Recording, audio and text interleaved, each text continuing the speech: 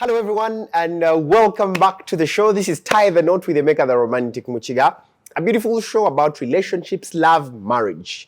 This is a show that inspires you to get into the institution of marriage. To the people who have been here, I'm really glad and grateful for you always coming here and sharing your stories with us. And to the ones that are always sending me messages, Emeka, I want to appear on the show, Yes, we also have you in plan. But today I have one of the celebrity couples we have in this country. And people have been telling me, Banange, bring these guys. So I was supposed to host them one time. They've been traveling in and out of the country. They are always shooting, but they are here. Ladies and gentlemen, I'm having Mr. and Mrs. Nabwisos from Nabwisos Films. These two are actors. Mr. Nabwisos these days is now a director. Elena is the one who is acting. Guys, nice to have you. Same here. Yeah, we're happy to be here. Wow. So, first of all, we'd like to know, how is it going? How is marriage going on? How is business going on? I'd say pretty well. Yeah. Marriage is good. Business is good. We are not complaining. That's nice. Yeah. Elena, how is it? You're glowing. The older you grow, the younger you become. I take my time to rest. Yeah. But marriage is going great. As you can see, I'm glowing. Yes. It's now 10 years, coming to 11. So, yeah. You've been married for 10 years. Yes. Coming to 11. Yeah. Okay. First of all, we'd like to know, how did you meet? How did we meet? Yes. Well, we met at work, actually. For my side, I remember walking into the offices and I saw Matthew seated somewhere separate from the whole crowd we were working with at the time. Yes.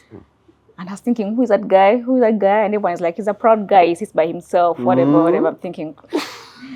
And then slowly, he said hi, I said hi, and we started talking, became friends, then more than friends, and then he proposed. So here we are. Wow. We met at the Hostel. The Hostel series. Yeah. Actually, that's where I was going to. That's where I was going to.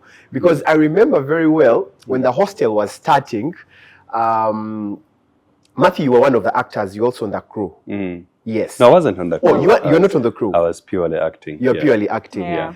And before we get to know, as the Hostel is going on, we get to hear these two have started dating. Next thing we see is a wedding. Did you ever imagine yourself getting married to her, or it's something that just happened? I'll say personally, I think at about that time, I'd made a decision to get somebody, a lifetime companion. Yes. So I'll say I met her at a point when I was looking for the right person. Yeah, there's that moment when you're done playing games and you want to really focus on life, and marriage is one of the things that you need to put in life, because it helps us, especially as men, to stay focused in life. Yeah. Look at any married man and any single guy, same age. The things they do are going to be kind of different in terms of, say, economic progress. Yes. Because these women actually helped put us into focus, because you have somebody you're responsible for. So every decision you're going to make in life is going to be much more informed. Yeah, you're going to have to be very selective with every decision you make going forward. Yeah. So for how long did you date before you decided to get married? I was about what? Just a year. A year? Yeah. Yeah. Really? Yeah. Interesting. And how was that year of dating? Very interesting, actually. I'll say it was fun. Yeah. First of all, okay, yes, I'm slightly older than her. So I was looking at things in a certain direction. As being, I think, too serious for life. Yes. But again, too serious for life is not good. Sometimes you need somebody to help you to unwind, and she was that person. Yeah. She was very young. She was very fun-loving. She was jumpy. She was crazy. She would get me out of the very serious character into to live again. So it was fun, and I think that's one of the things that informed me to know that I needed to be somebody like her for the rest of my life. When after all the stress, because besides being an actor on the Hostel series, I had a day job. Oh. with a corporate company, and there everything is too serious. But after all the stress of work and balancing between work and acting, at the end of the day, you need to unwind, and you need somebody who is going to help you unwind. And she was exactly that. So it helped me understand that this is somebody I want to live with for the rest of my life. Yes. Because she complements my life that way. Yeah. I know, because Elena is that goofy person. I don't want to say jumpy. Yeah. And you're the quiet one. Yeah. Yeah. Most times it's like laid back and chill, and I'm like, let's go. Let's go. So Elena, how are you able to handle his introvert character? He's not actually an introvert, he's an extrovert, but just that when he comes out, he won't be that loud and jumpy and all that, but he's fun. He'll come out for the fun. At least he won't stay home. So we get out and have most of the fun, and once in a while he pops in and has fun, and at least he won't cut the night short. So he's still fun. Okay. And did it ever, first of all, both of you are actors, and there's always that saying in the industry that never marry a fellow actor. How did you guys beat that on? Because a lot of words have been going on in the industry that female actors are involved with the directors. Maybe by the time you decide to get married to an actor, how did you guys beat all that and decide? I don't know why people keep saying that, even because people in Hollywood get married, fellow actors and actresses. Yes.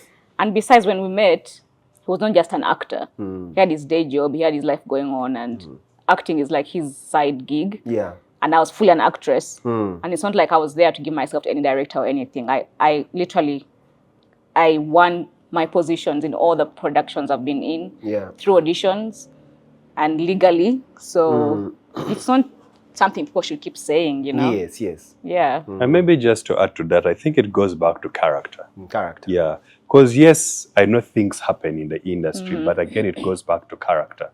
So that's why I always tell people that when you're choosing a partner in a relationship or for marriage, the number one thing that you should look out for is their character. Because character is sustainable. Everything else isn't. Money isn't. Looks aren't. But character is sustainable. So regardless of the industry you're in, if the the person you're dating or you intend to marry has the right characters, right character, it will work, because they have respect for you, they have respect for themselves, they have respect for their profession. So that is what is key.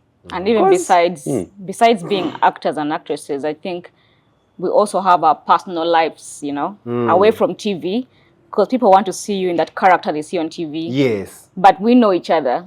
We know we're different from all these characters we see. I remember when we were dating on the Hostel, and at the time there was this tabloid paper that used to write a lot about us. And then there was rumor. Rumor has it Gilo and Hope are dating. And everyone was like, no. Gilo is a player, he shouldn't be dating Hope. And I'm thinking, you don't know me, you guys. You don't know me like that. Yes. I'm nothing like Hope, he's nothing like Gilo, and we complement each other away from the screens. So we're like, let's let the public have what they want to have. We know each other. Okay.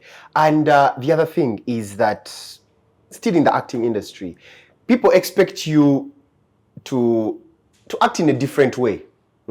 Let's say you are a couple. First of all, they do not allow, I remember when we are signing those contracts, they tell us you're not allowed to date a fellow actor on the same project.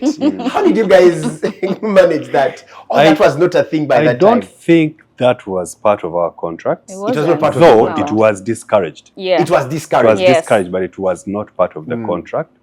But also, I think, much as it was discouraged, I think the people that were the producers of the show, of course, they could also read between the lines and know that these people are serious with what they're doing. Yeah. And they are professional anyway, because we were actually professional on set every single day. You see, if you aren't professional, that can be reason enough to say, maybe let's get rid of this. But we're professional. Much as I had a day job, I always showed up at work on time. Wow. She was always the first person to be on set, and we were professional at all times. So our relationship, even when it happened, it did not affect the set a single day. And that's what a producer wants. You can be who you are offset as long as whatever you are offset does not affect set life. Yeah. So that was about. How do you get to balance your personal lives and the professional life? Because I believe there are times projects come, and Matthew, you are the director, Elle is acting, or let's say you're the director at the same time you're acting, you're given a different role, she's given a different role. So how do you balance that professional life and your relationship? One, I think it goes back to being professional yourself. So if you're professional, you know what is supposed to be done when and what shouldn't be. So yes, we'll find ourselves on sets, and there are certain projects where she's a producer and I'm director. So of course, in my docket as a director, I play my role as a director, and she plays her role as a producer. Because in this case, if she's producing and I'm directing, she's boss. So yes, as a director, I'll have certain things I say, as a director, this is my creative process, this has to be done, but please, Madam Producer, can you make this happen? And then she's going to make the final say, okay, yes, let's make it happen, or no, it doesn't cut it. So we draw the lines when it comes to work, even though, especially at work, even when we don't agree, we'll take our disagreement home and say, now, but you see, you did this. But we can't let that happen in the professional setting. We respect the professional setting. And we've set protocol. That's like our biggest achievement when it comes to company work. We have protocols set in place. If, like you said, we're on different projects and he's producer and director, between us on the set, there's people in between. You don't just jump straight to me, or I don't just jump straight to him. Oh, yes. There's a line producer, there are heads of departments here, and if the middle people fail, then that's when I know now, okay, it's time to discuss with the head, Then we talk as colleagues. When we leave the gate at home, we're no longer parents now. We're in the car discussing business and what's going to help the company grow. And even if we have disagreements about certain decisions to be made for the job at the time, we sit back and say, okay, is this getting us money in the company? Is this going to grow the company, and what's the decision now? So put your feelings aside and let's go for what's going to groom the company. So I think that's helped us a lot as well to distinguish between husband and wife when we're at work, and when we get home, we're husband and wife. Now the work people get off, and then here we are not bosses anymore. Yeah. In your marriage and in your professional life, haven't you gotten to a point, Matthew, when you see a certain actor wanting to cross a line? They're with your wife, and you're like, what you so Caesar. Haven't you also been caught up in such a situation? Matthew is acting, let's say it's like a romantic scene. Matthew has acted a couple of romantic scenes. And yes, he's supposed to portray that, but in your heart you're like, I don't like the way she's holding my man. I do not like the way these two have this chemistry. Like, have you been caught up in such a situation before? Okay, these things can happen on sets, yes. But I'll say, I think it goes back to the way we have built our relationship, the way we have branded our relationship in and out of public. So first and foremost, so when we get on set, much as she has to act a role with somebody that is romantic, the other person knows, the actor knows who they are dealing with. This is Eleanor, Nabwisos' wife.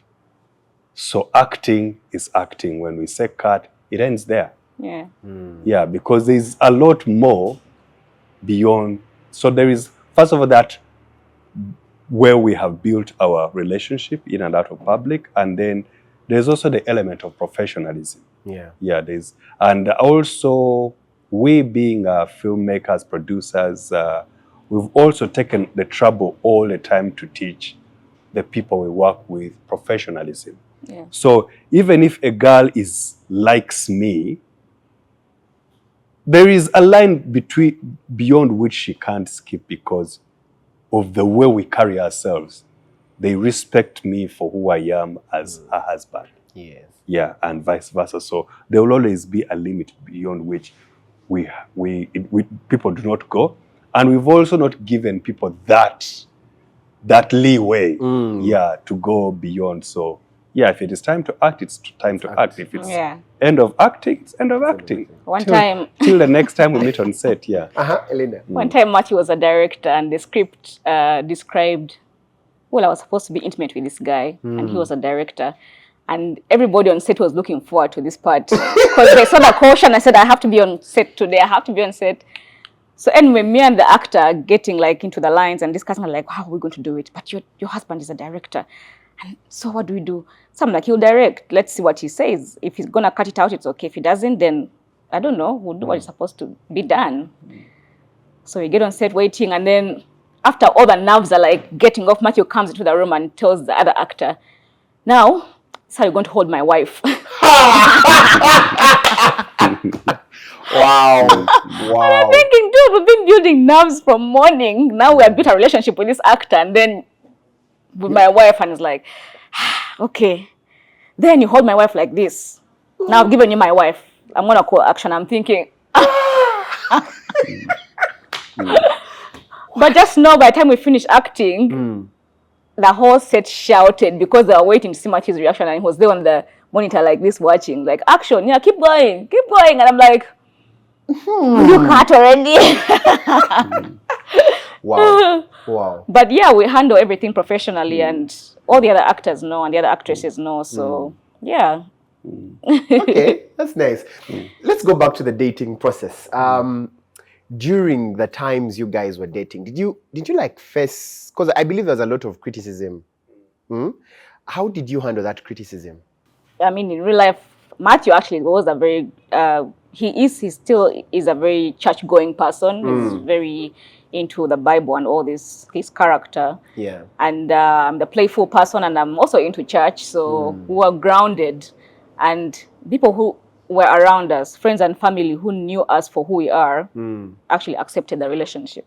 Yeah. Oh, wow. And those who were watching us on TV were like, no, you guys can't. You guys can't. And with time, people got to understand that we're not people on TV. So I don't think we had any criticism going on. Yeah. Okay.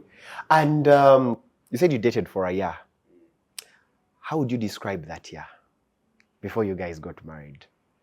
It was a fun year. Yeah. It was a Actually, fun year. this morning I was just telling Matthew that my family was saying, why are you in a hurry? Why are you in a hurry? Because it's just 1 year. And I'm thinking, well, we've seen each other. We've been friends, best friends, more than friends. And now he's ready and I'm ready. So we're going to go on with this. And the same year I was graduating, same year I was having my introduction, same year we are acting. And like you have a job, you're producing a child, you're getting an introduction, you're getting... Like everything was going so fast, but we're thinking there's no time limit to dating. And in this 1 year of being really close, we were open to each other. We did everything we could. That was wild, that was crazy, we didn't hide our true selves. Because I can say what happened in that year was us discovering each other. Yeah. Because the challenge I think most people have in relationships is to hide things during from each dating. other, yes. Yes. When you hide things because you think somebody is going to run away, you're going to scare off somebody, it will come out someday and you still scare them off. So you'd rather scare them now. If they stay, then they are with you for the long haul. That's your If partner. they run, then they were never supposed to be. So in the year of dating, I pulled out my best and the worst of myself to her, just to see if she can tolerate the worst of me. Yes. And she did likewise. Fortunately, she's not a pretentious person. I wish I knew when we were I've been trying to teach her that over the years. To be a bit pretentious. Like sometimes you can pretend it's okay when it's okay. Never hides. When it's not okay. That's why she will hit it you like that. And I'm like, sometimes because of the societies we live in, sometimes it's okay to pretend it's okay when it's not okay. It's never been me. For the sake of harmony in society. Yeah. So for her, she just brought it on 100% or 200%. I saw her good sides and her negative side, and then I asked myself, can I handle her negatives for the rest of my life? And realized, I guess this is something I could, and vice versa. So, of course, by the time we went on to say, for me to propose and say I do, we were ready. Yeah, we didn't hide a thing, and that's what I say is always a challenge with other people. Do not hide things from each other. Things from each You see, the reason you have a best friend, Yes, don't you? I do. Yeah, do you hide anything from your best friend? No, I don't. And that is the reason. How long have you been best friends? My best friend. Yeah. Okay, I have 3 best friends. There's that How long? one. How long? It doesn't matter. How long? Yeah. Man, since Form 6 back. But you see, the reason you've been together for that long is because you've been honest with each other. They know the good side of you, they know the ugly side of you, and they have accepted it. If you had hidden things, and then they come out later, they go like, who are you? The person we are seeing now, Tetumumanyi. Yes. So that's always the challenge. So I encourage people to be open from the word go, especially in areas starting today, which people look at as the most important thing, finances. Finances, yes. You need to be very open with each other when it comes to areas of finances. I did that. I was open with her many times. Even when I had money, sometimes I would have to act like I don't have money.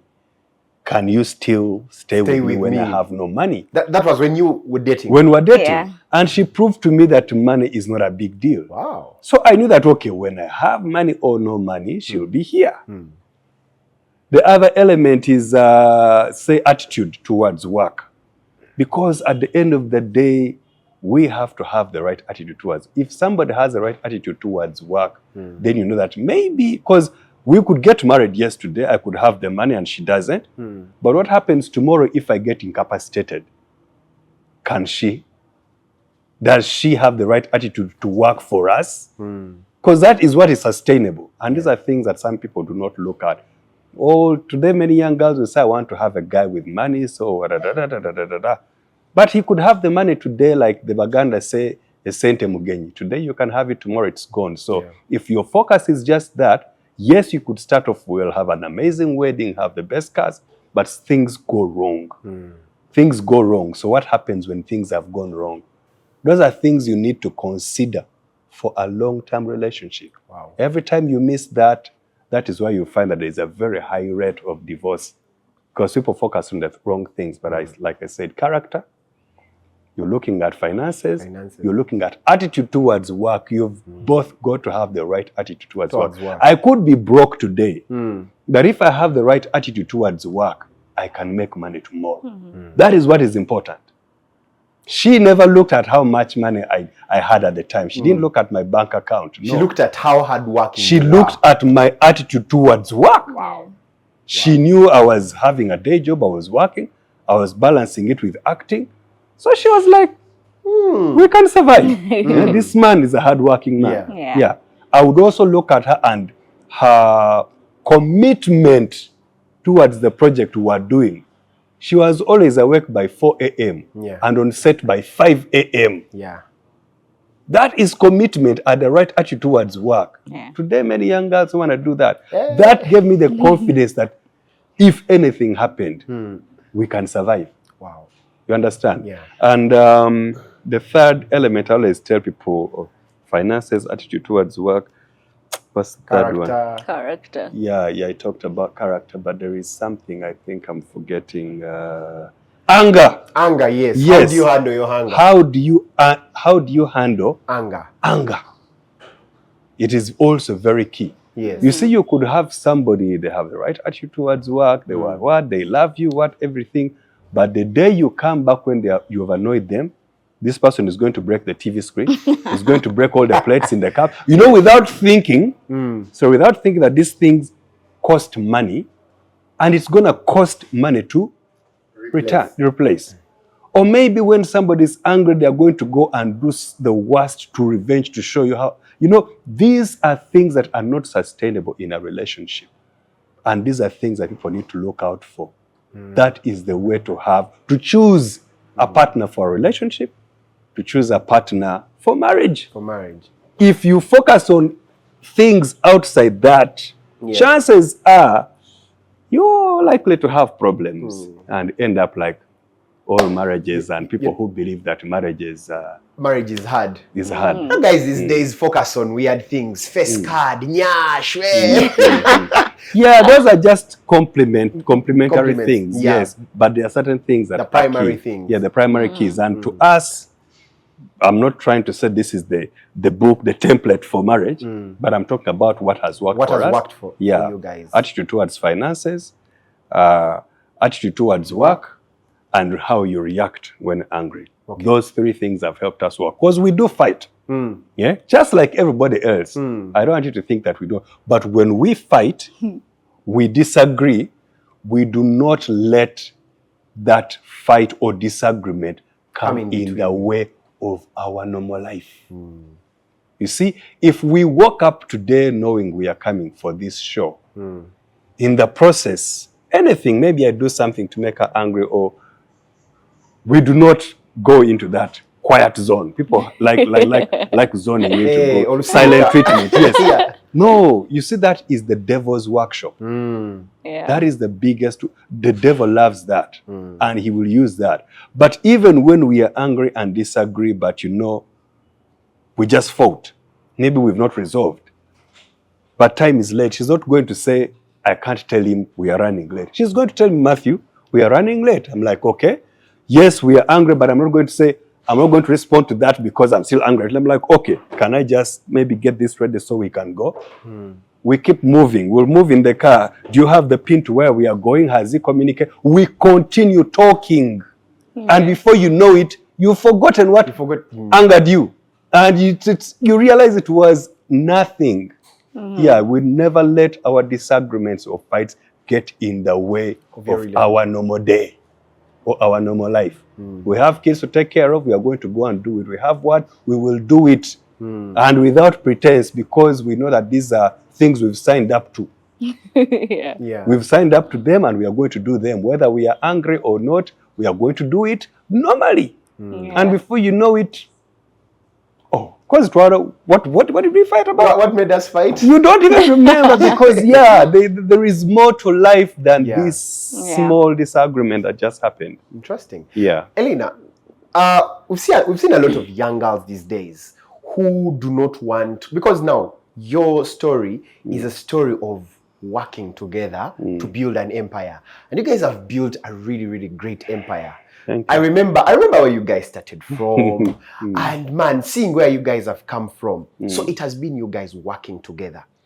Very many ladies in this generation of ours do not want to work together with their partners. We are seeing a generation of girls who just want to find everything coming their way, the man providing everything. Elena, how do you think that is a hindrance to one's personal growth and one's relationship growth and marriage? For starters, I'm going to say how it's a hindrance. Because our parents, our mothers, were the stay-home wife. No job, taking care of the children and waiting for daddy to go work and come back, bring in the money, bring in the food. Well, my mom used to work, and she worked and retired at an early age, but still had her investments placed out, that were bringing money for her. Yeah. And my father kept working for so many years, till his late years, like 70s even. And he would bring in the money and everything. Then that generation kind of ended with the mothers who worked and retired early and stayed home to take care of children and had investments placed out. Then the other generation happened of, mothers want to work, but we're working and then we're chilling at some point. If I'm tired, if I take leave or whatever, push to work. And then the generation that's coming on, that's like, I want a man to come with everything. Yeah. I've looked for a job, I can't find it. I have my certificate, but the man has to be loaded. I want my money, I want my house. Things they say. Yeah, but then I feel like the hindrance comes when you actually need something for yourself. And you cannot get it. And you can't get it. And expect a man to get it for you. Yes. Or let's say it's his birthday, you can't get him something, or it's the kid needs something, and because he has the finances, he'll hold back the money, and your child lacks. because he's thinking, why get him a trouser when he has another trouser? And you're thinking, but he wants blue, he has red. But if you have your money, you'd be like, I'm going to buy him a trouser. What are you going to do about it? It was my account. He won't do anything. We want things for ourselves that are so lavish. You might do brown hair today and tomorrow you want blue hair, and he's thinking, I just gave you money yesterday for red, you want blue. And if you have your money, you go do your blue hair. What are you going to do about it? You know, it's your account. So for me, I feel like the hindrance comes when you want something for yourself and you can't do it. It could be in a bed of roses and everything, but there are times when you want a time out, time out from everything. Like just travel, do something on your own and just get out. But this man won't give you money to get time out, you know, because he won't understand why I want time out. But as women, we have hormonal fluctuations. We get anger issues. We're bitter sometimes and you just want to give yourself space, you know. And that space should be from your account, you know. Do something lavish and get out. So for me, the hindrance comes when you want something so bad and you can't get it. You can't get it. But then I feel like women have to work because it complements the home. Yeah. Like I said, I extend the generations. Now we're in that era where the table has to be for both of us, you know? And I'm not saying that men should demand, what do you bring to the table? Okay? Yes. What I'm saying is women should complement the table. The man can bring everything to the table, but as a woman, if I woke up one day and said, do you have enough? Can you add on something? And it's like, okay, I bought everything, but then I didn't buy, I'm like, I'll get it. I'm complimenting the table, yeah? And he didn't ask me to get it. I compliment the table. If we're doing something and there's something extra, like for a kid's birthday, and you're thinking, oh gosh, there's no bouncing castle, and like, I just finished barbecue, and I'm like, you know what, I'll get a bouncing castle. You're balancing it out. Right. So energies have to like evolve and you get to complement each other on the table you've set as a couple. So for me, I feel like women should work in this day and age to complement the table and also to look out for themselves. It might be a bed of roses, but you might want something from your roots. And you never know. People break up, you know, homes end. And I'm not rooting for divorce or anything, but then what's your fallback plan? People don't want women to work because they're thinking, oh, don't work, stay home. I'll give you a salary, I'll give you money, I'll give you whatever you need, what you want, I'll give you, I'll buy for you. But the day the person says, I'm done with you, what's your fallback plan? Yeah. We're all scared of looking at this, but then I've seen people divorced and they have their fallback plans. They have their rentals, land, and it's not like I'm going to get off the street and beg or anything, because everyone needs to understand that you should have what's for you, you know. We just have to pray to God that nothing ever ends in tears. But in case of disagreements or anything small that's going to tick you off, you need that plan to survive. Yeah. But you're saying something. I think just to add to that, I think one of the reasons people say, what do you bring to the table, is simply because this person doesn't see your value. Yes. As simple as that. Yeah, your body can't be value enough. It's not the only body there is in the world. Oh. You understand? Yeah. So the body alone is not value enough. That's why somebody is going to demand what you bring to the table, whether you're a woman or a man. So today, if we are in an era of gender equality, it means playing on fair fields, whether you're a man or woman. What a man can do, a woman should be able to do, and vice versa. Yeah, and the bodies are secondary things. So also, when you're able to bring something on the table economically, you command a degree of respect from your partner. Because even as a man, there are times I can be on the low financially, and then she chips in and I'm like, nice. That is valuable. You're coming from my wife. That is really valuable. You know, like she said, as a man, there are certain times you're planning certain things. Where do I invest next? Where you're focused on where to put the money. And things like birthdays are not priority. Yeah. But if you're doing what you're trying to do as a man, this is where I should invest. But the birthday is a big deal to your children or your child, and your wife is able to meet that. She's bringing value. And that she commands a degree of respect. I get respect her for that. If I'm the only person who brings everything on the table, then Yeah, there's that day which is going to come, and I'm going to ask her, what do you bring, What do you to bring to the table? Yes. Yes. But then that should work. So I think I encourage, as we encourage women emancipation, which I really encourage, women have got to also put themselves in a position of economic independence. Because like she says, what if something happened tomorrow? You have no fallback position. You have zero economic independence. There is no such. Then you're not emancipated as a woman. Yeah. There is no gender balance. So we need to stop this dependence syndrome and build ourselves. I believe in seeing women become economically independent. I believe in that 100%. And when you're economically independent, a man is going to respect you. He's not going to see you as a woman. You are unequal. Unequal, yes, because you have value. You are valuable. Beyond your body, there is more value that you bring. Yeah. And he's going to treat you with respect. But if only your body is all that you bring to the table, this man is going to disrespect you. And that is common. We've seen it happen. It will always happen. Wow. No matter how much we talk about emancipation, if you're not economically strong, you're going to be disrespected, whether you're a man or a woman. Yes. But I think if a man chooses to have his woman stay back home and be that flower at home, my trophy wife, don't do anything, honey, sit back kind of wife, I think men have to fully support these women. 100%. If you're the one who has made a decision. Yes, and never at any one point ask, what do you bring to the table? I am the table.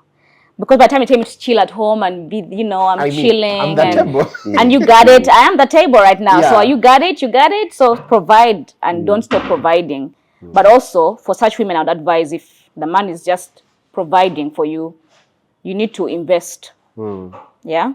Because I know men who can give you a salary, who can give you money. I mean, when we just got married, I was thinking, in between my acting gigs, I should get a job. I get a job. I should, work 8 to 5 sometimes and then still act. And he's like, you don't have to work. How much do you think you're going to be paid? How much do you expect? And he said, work is very tricky. You could get 8 to 5, you're having children, our marriage will be strained.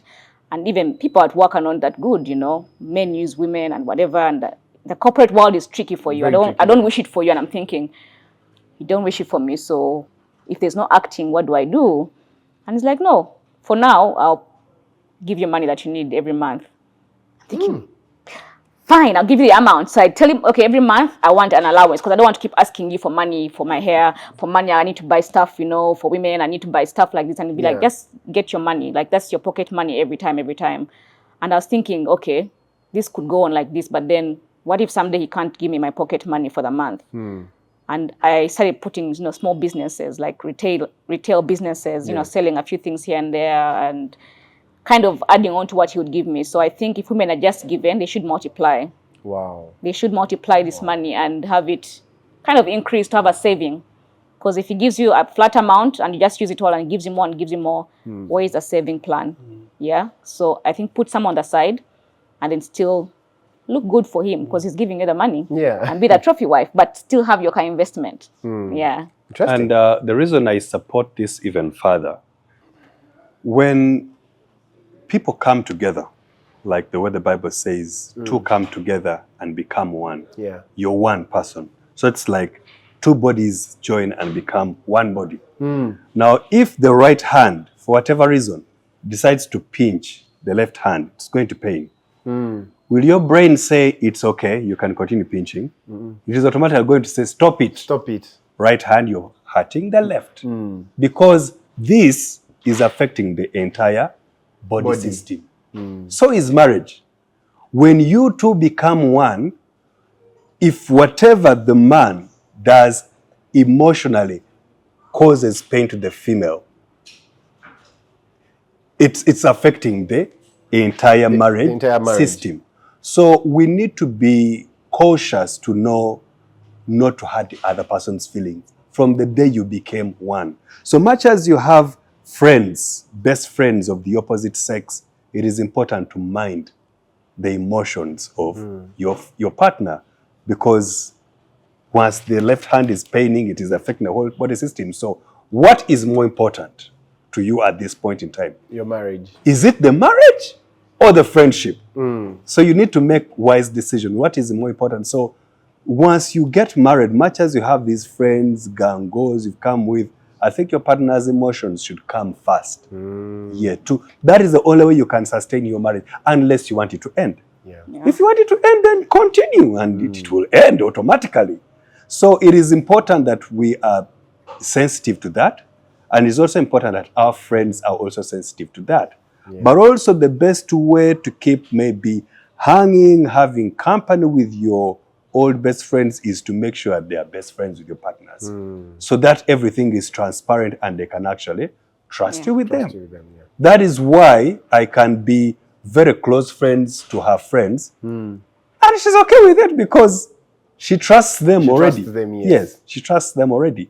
If my close friends went hanging with her the whole day, the whole week, I will not be perturbed because I trust them with her. Yeah. So there's got to be that degree of being, whoever it is has to make sure they play that role of bringing these people together to the point that they understand each other and everybody trusts everybody. Wow. If there's a degree of mistrust, then choose what is more important. But I think some best friends are daring, I must say, really very daring, because I've heard of situations where a best friend is, you know, with a man, maybe a girl, and then the wife maybe has a guy friend, and they give each other more time than the marriage. Yes. And it could not be intentional on your side as the wife or husband, but your best friend is intentional. You know? You never know, the people closest to you might harm you. Oh, yeah. Yes, so your best friend could be taking away your attention just to spike your wife and see, like, we came first in her life, you know. We were the first in his life, you know, so you can't take our relationship with him. And, you know, if you come in between us, something will happen, or like, let us be. So you're kind of putting away your wife and going with your best friend, unintentionally knowing that your best friend could be harming your marriage. Yeah. So I think it's good to kind of, like you said, be transparent with your best friends and also set your boundaries. There are times when your friends visit and, you know, either someone to leave their shoes on or go to your bedrooms or like let their children keep with your children. But I set boundaries, you know. I'll ask you a timetable. Can they fit in my timetable at home? If I have to keep your kids, for me, I have my timetable, which keeps me sane. And then there are those kids who have no timetable. They're just rowdy, and I'm thinking, why don't you have a timetable? Then if the boundaries are set and if they can fit into my lifestyle or fit into your lifestyle, so we should respect each other's boundaries.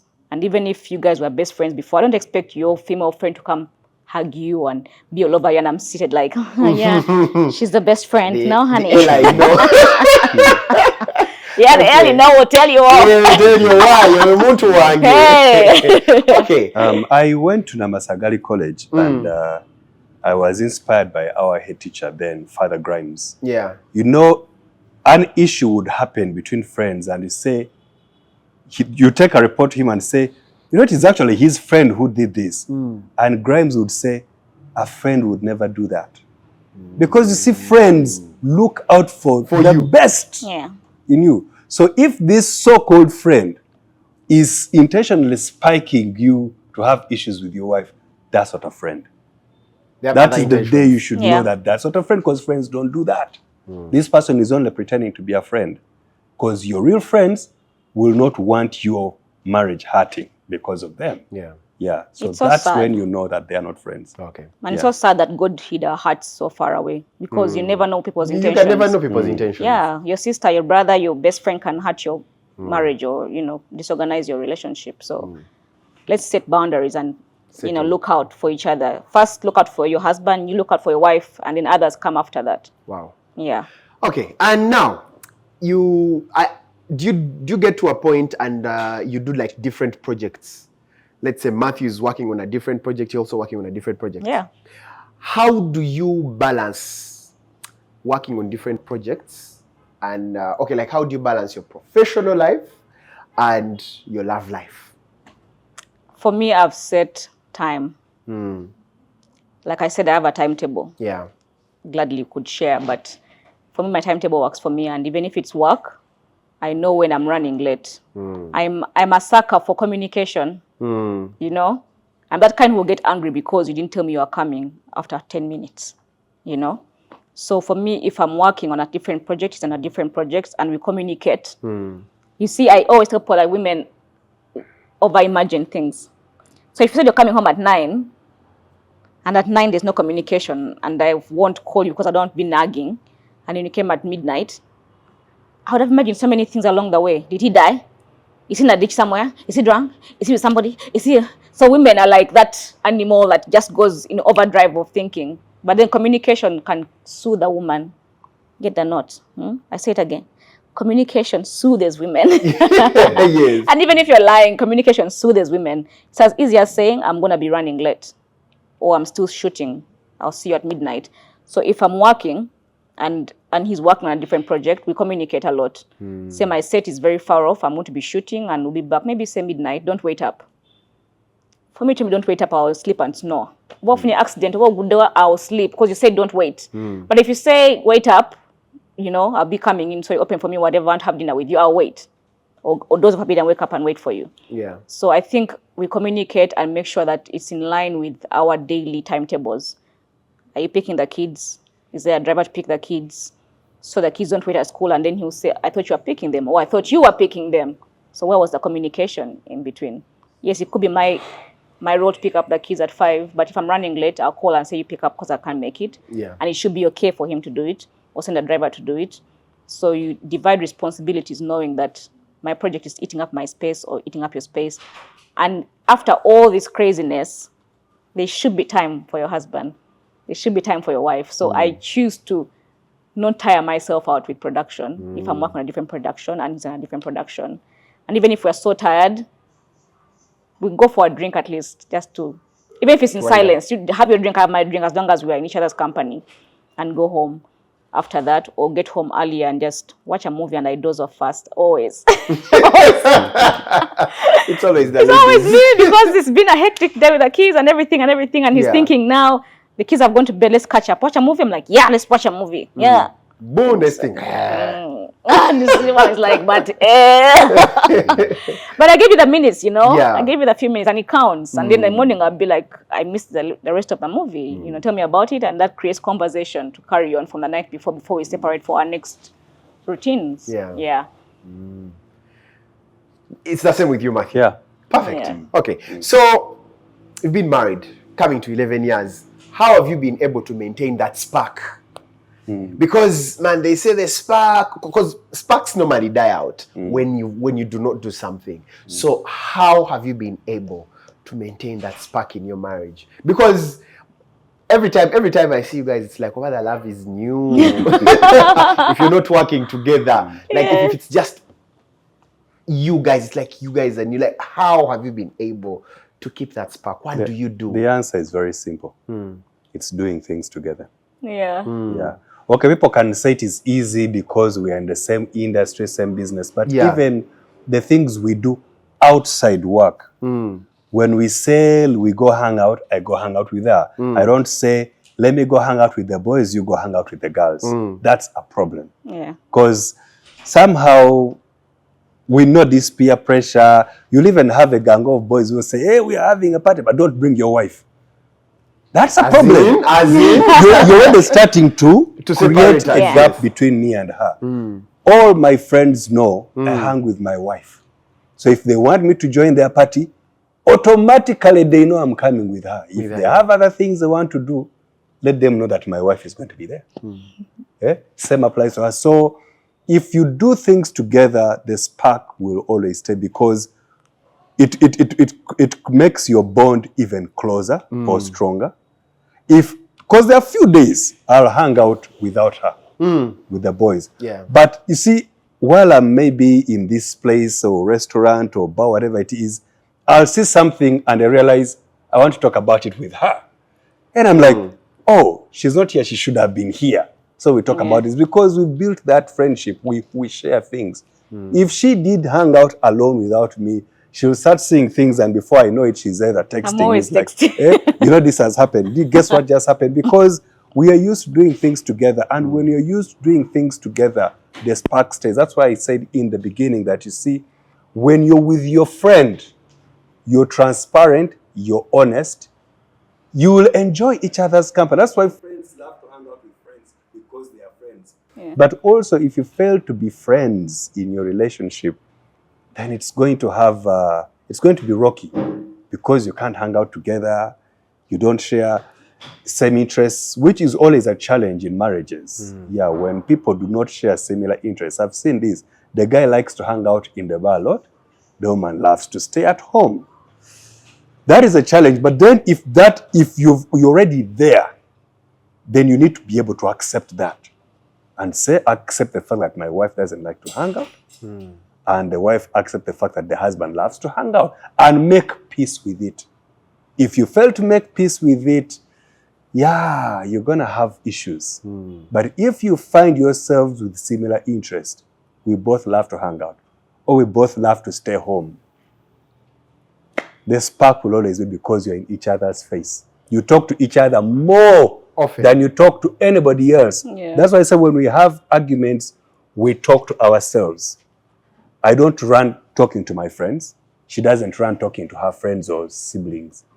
My friends and siblings never know when we have fights, because we talk to each other. Our parents never know. We talk to each other, because this is our marriage. Yeah. It is Not not anyone other people's else's marriage. marriage, Yes. It's not other people's marriage. It is ours.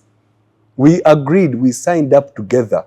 So whatever it is, we solve it together, because when we said I do, we said till what? Death do Till us part. death.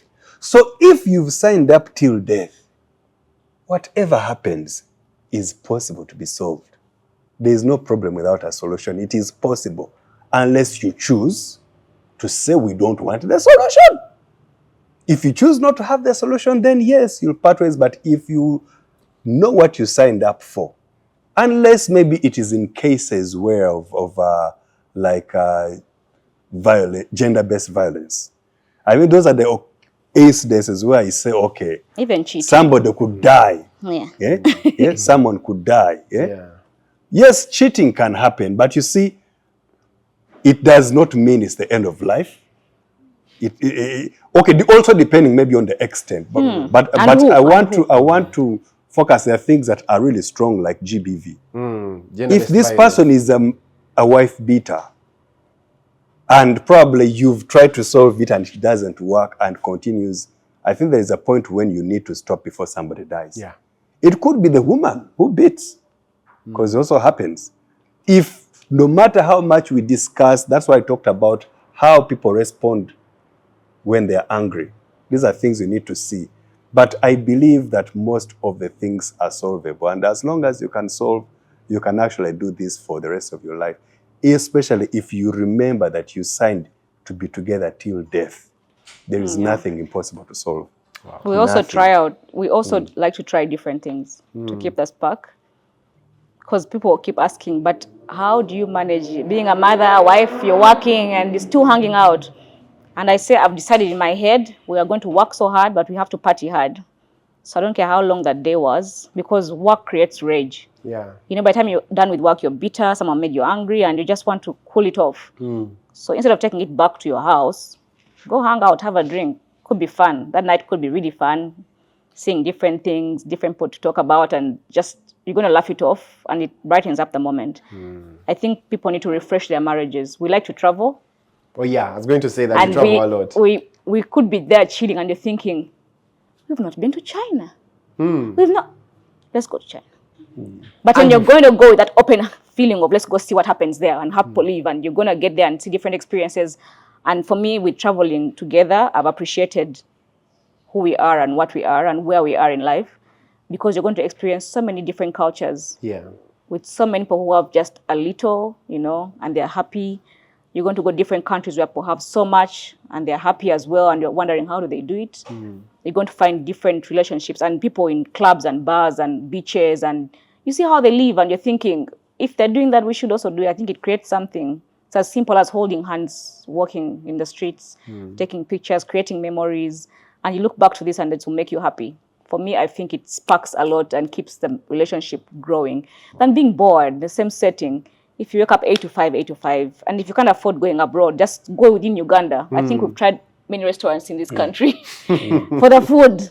Like, but the other food you tried at whatever, let's try the recipe today. You're going to try the rice you had at this restaurant, cook together, and it kind of sparks off things because it's not boring with us. We try out so many restaurants, different countries, different spaces, and it keeps our spark going.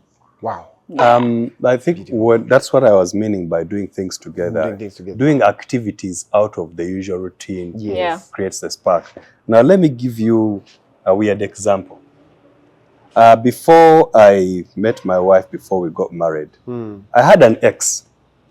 And for some reason, you know, because I was kind of a focused man, you know if this is going to last or not. And I could see this wasn't going to last. And I'd made up a decision to break things up. In my mind, I'd made a decision. But for some reason, we had even stopped hanging out. But we would meet, but you know, you're forcing life, eh? Then on one occasion, she invites me to go with her for a boat cruise. Your ex? Yes. So I'm like, okay, let's go for this boat cruise. So we go, but in the process, it was fun. We were drinking, we were eating, it was fun. Then looking at her, the emotion started coming back. Oh. And I was like, wait. Have you started dating Elle? Not yet. Yes. But shortly later I did. But then I'm like, so this is the impact of doing things together. Yes. Wow. Yes. Then I was like, I think if I'm sticking by my decision of we're ending things, I can't do this again because this is what it creates. So now imagine doing such things with your partner. The love keeps growing. Yes. The spark grows every day. I think for different partners, if you don't have something you do together, like for us now, we're into film, we do things together a lot. But there are couples I know who are like, you stay in your room, I stay in my room. If I'm in the sitting room, you're in the kitchen. If I'm eating, you are drinking. Like, I know couples like that, but I always encourage people, like, find something. Maybe tennis together, table tennis, or maybe cooking together. Simple. Swimming. Let's start with swim. Simple things. Yes, let's swim together. You swim, I swim. Let's go swimming. Before you know it, you might sit by the poolside and then you have a discussion going on. Let's go to the movies. And it could open up a lot. You do movies. Yeah, we do movies. Discuss the movie after that. But the way the other guy jumped, oh my gosh. Light moments are created and you're going to laugh about it. And it brings up stuff. So if you don't have something in common, you can create something that you could think, okay, what can I do with my wife? What can I do with my husband? You should both accept it. So it's not by force. So let's go play tennis or let's go swimming. You should understand that it's going to work for both of you and might open up a door for discussing. Light moments bring up nice discussions. I remember a time we were flying we were from Chennai to... We're in India. Yeah. Chennai to Chennai to India. But who has even never been to Nairobi? No, we're flying from one Chennai place. to Bombay. Chennai to Bombay in India. And I had this discussion I wasn't discuss with Matthew, but there was never an opportunity. You know, when you're married, the kids are in the space. When you're talking to your husband, for some reason, kids shout. They'll be there to shout and separate you two. And I'm thinking, we can't talk about this with the kids because we might raise our voices.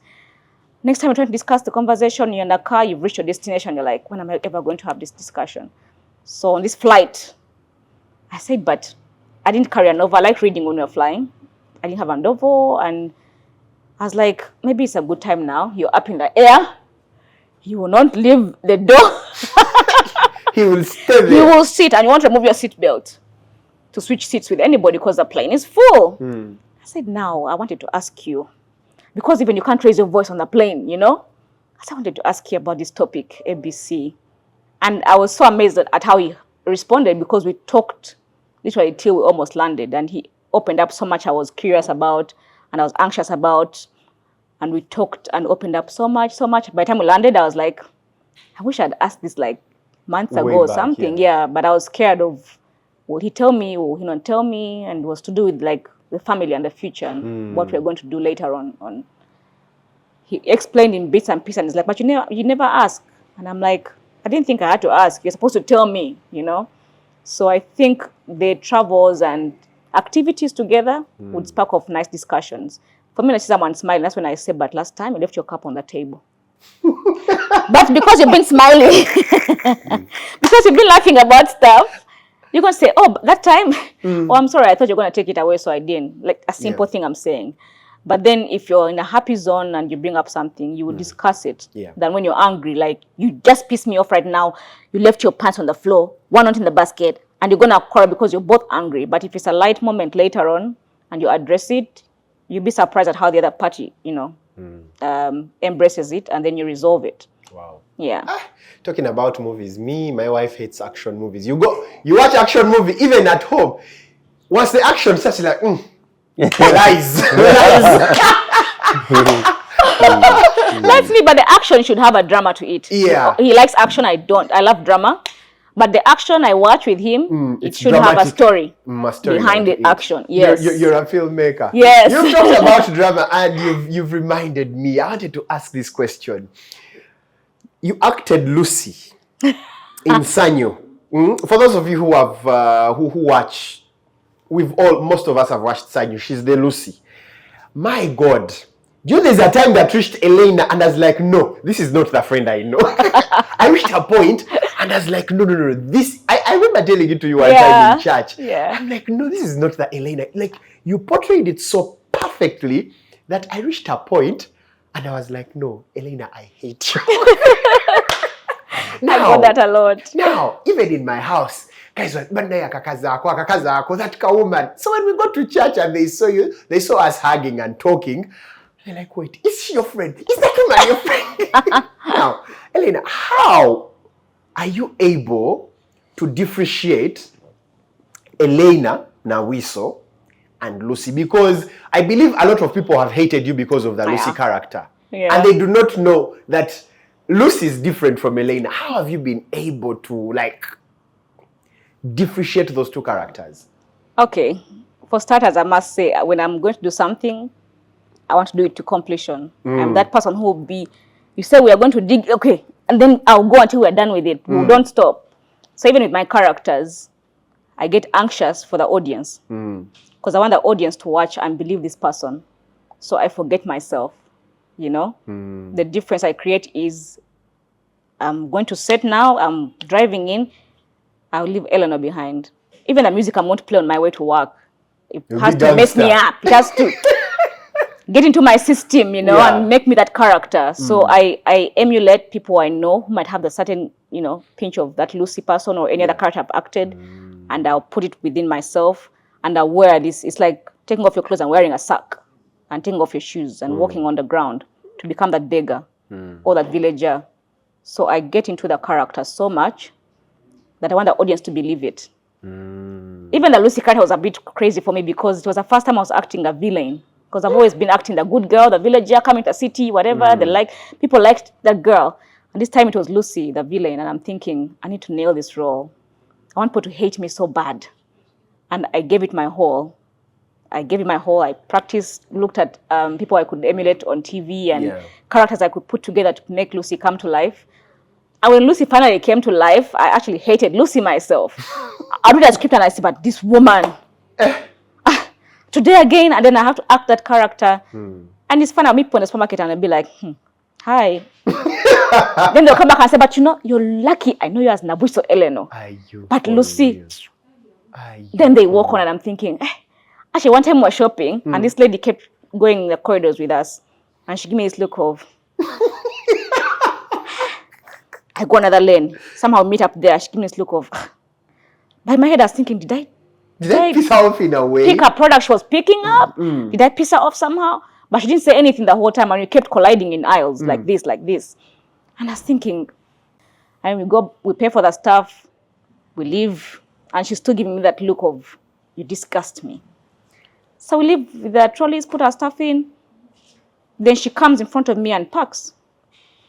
And she says, me and my household, we hate you. We hate you. Finding you here, I feel like my day was ruined. Really? Oh no. But then, as I was clearing and I saw you and I'm like, but she's not Lucy. I'm sorry if I gave you the wrong impression. I'm thinking you did. I know. The whole time I was thinking, what did I do? Yeah. Because we forget, I'm not acting on TV now. I'm being a mom, I'm shopping, and you give me attitude. What did I do wrong? And I'm glad for reminding me sometimes that, I know you're Nabwisos, not Lucy. So Lucy was quite something. The hatred I received from people was too much. Can you ever play such a character again? I would with all my heart. Come on. I would. It was so much fun sometimes, you know, the guns, the leather outfits. And she was quite something different. She had every character, be it from the village to the city to the go-getter to the...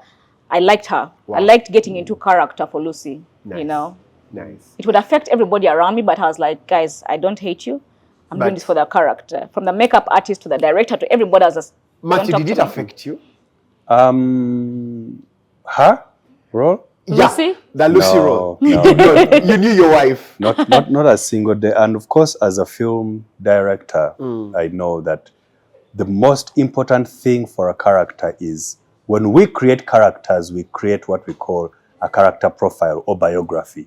So we create a character or a world for that person. And as a filmmaker or as an actor, it is your role to make believe. Yeah. So the first thing you have to do is read this character profile, understand it, and then you need to be honest and sincere to it. Yeah. Every time you're unsincere to the character, you're doing the character a disservice, and so the audience. So if you're not sincere to this character, then you've lost us. So that is why when you get such reactions, that's when you realize that this actor did their role. Wow. Right. And sometimes he would actually push me because he would read scripts ahead and he'll be like, today you're going to act this scenario. And you know when you're supposed to be angry but not shouting, but like, that's what I want from you.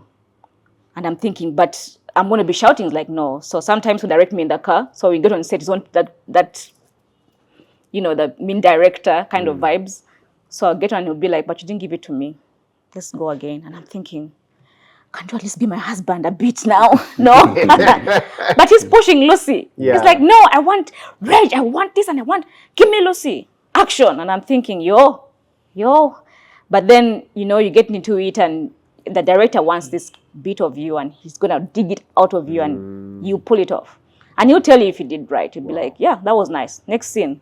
And if you didn't do right, he'll be like, yeah, next. And I'm thinking, I didn't pull it off. Well. I didn't pull it. Yeah. Reminds me of Salvador's joke of was it the beer advert? No, it was an audition when they were acting, and they told his brother to they told Labeja to be angry. The director said action. Labeja is like, now I am going to kill. Like, no. So that the more the director cut, the more angrier he got. And they're like, now that is what we want. And at the end, the guy beat everyone up. I know. Wow. But then he won't give you 2 takes. Sometimes he'll be like, I explain what I wanted. And he'll say cut. And he's like, that's it. And you're thinking, can I get more? It's like, no, I got what I wanted. Wow. So you come on set thinking, my first take should be my last. And I have to deliver it. Nice. Yeah, so it's better if you consult the director and know what should I deliver here. Is it mean? Is it give me more, and then Because of course, when I'm directing, there are certain aspects I'm putting in.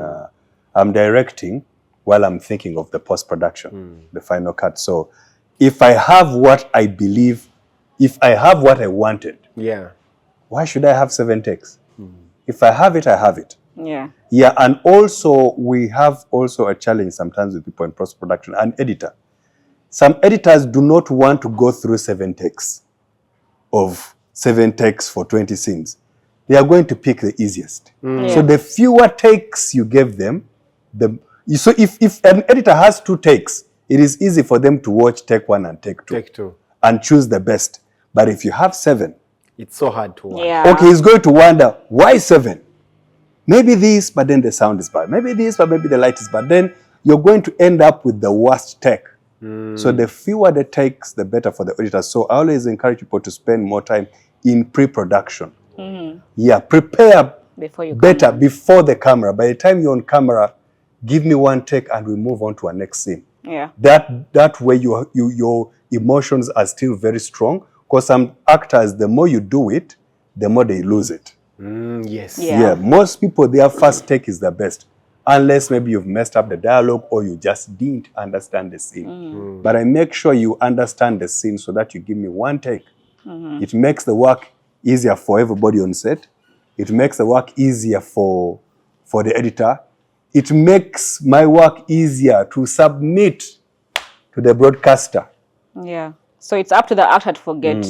If I act Lucy and the main character is done, When they say cut, I want to get back to my normal self. Even the music I play after that will be different, to leading me towards who I am in real life, the wife and the mama and the happy girl. So I get home with this, I'm happy, yay. Oh, wow. So you wash it off. So you keep that character at work and the wife at home and the friend wherever. Yeah. Very beautiful conversation. As we're winding up, any advice to couples out there who want to like create a long-lasting relationship? We have couples that are working together. just advice to them out there. I'll start with you, Elena. Okay, I'll give a simple advice for couples that want to work together. Yeah. I need you to understand that we are all human. Yeah. Husband and wife are human, and there'll be emotions involved. But the best you can do is set protocol in place. Set protocol and define your roles. If you're working together, and say, I'll give an example of an MD and a secretary, or a director and a secretary, you define your roles and respect each other's boundaries and roles. If you're at work, respect each other's offices and spaces. And in between, if there are people who are, who have jobs for, let's say, heads of departments, let's talk to those before you talk to your husband or your wife. So you define your roles so you can avoid conflict. And if it's really urgent and it's supposed to be addressed, remember, at the end of the day, that's going to be your wife. That's going to be your husband. So you need to backtrack a bit. Probably discuss it in the car on your way home or on your way to work. So when you get to a big meeting together, you guys are on the same page. So you don't create that spark of emotional arguments. Yeah. And with protocol, you've assigned people to kind of go before you. So before your partner gets to you, there's protocol in between. And sadly, if it's not there in these workspaces, you still need to understand that there's job descriptions for both of you, and you need to respect that. Because with that, the work will flow. And with everything flowing or emotional attacks coming in or whatever it is, always remember what's going to bring money to the table. I don't care how much you're going to fight over something about the company. But if you sit back in your heart and say, you know what, I think I'm being mean. This decision could actually give us millions in the company. Then you hold back.